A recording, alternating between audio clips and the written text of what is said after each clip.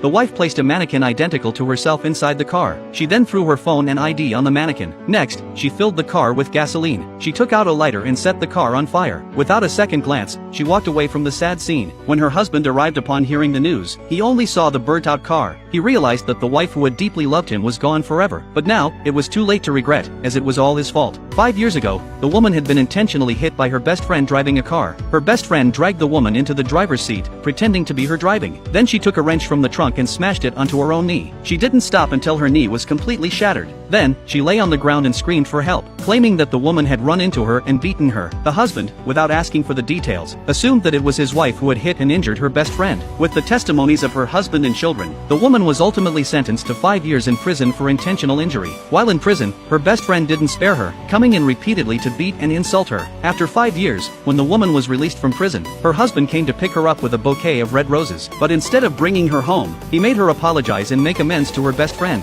Hearing this, the woman's heart broke. She couldn't believe that the husband she had loved for over 20 years only cared about others. When her best friend's husband and son passed away, the woman had kindly taken her in to live with her family. Now, her best friend seemed to want to take her husband and children from her. It felt like she had become an outsider. She didn't want to see them all happy together, so she walked out of the performance hall, staring blankly at her past award-winning dance performance photos. At that moment, her teacher suddenly appeared, asking her if she would consider leaving her family to study abroad. The woman had once given up her career for her family, but now, without hesitation, she agreed to her teacher's offer, ready to start a new life abroad. However, the next day, while taking the elevator, an accident happened. Her best friend deliberately pressed the remote control, causing the elevator to malfunction. Then she pretended to have claustrophobia and threw herself into the man's arms. The children, in a panic, rushed to call for help. When the elevator door opened, the three of them helped her best friend out, completely forgetting that it was the woman who had real claustrophobia. At home, the woman thought to herself that as long as she could endure the last 10 days, she would be free. But unexpectedly, her best friend refused to let her go. She tied her to the railroad tracks as a test, to see who her husband cared about more. When the husband and children rushed over, her best friend deliberately tied herself to the tracks as well. Only 30 seconds remained before the train arrived. The man saw that there was only a pair of scissors on the tracks. He didn't know who to save first. At this point, the best friend pretended to be kind, telling him to save his wife first, saying that they were the real family. The man, upon hearing this, turned around to save her best friend. With just 5 seconds left, he carried the best friend away, abandoning the woman. This scene devastated the woman. Driven by a strong will to survive, she struggled against the ropes. Just before the train came,